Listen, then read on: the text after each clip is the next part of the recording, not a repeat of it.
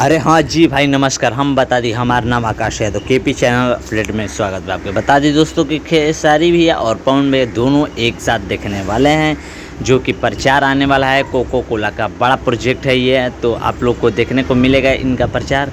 जो लोग बोलते थे कि भाई ये दोनों अपने आप को विरोधी करते हैं, तो ऐसा बात नहीं है। विरोधी करते तो ये दिखाई नहीं देते। वैसे आप लोग कमेंट में बताइए क्या राय है इन लोगों का, दोनों एक साथ आना सही है या गलत है। वैसे तो हमें तो सही लग रहा है दोस्तों। बता देगा, अगर आप मेरे चैनल पर नए हैं तो मेरे चैनल को सब्सक्राइब कर लीजिएगा, बेल आइकन दबा दीजिएगा, ताकि जो भी नया अपडेट आए तो सबसे पहले मिले।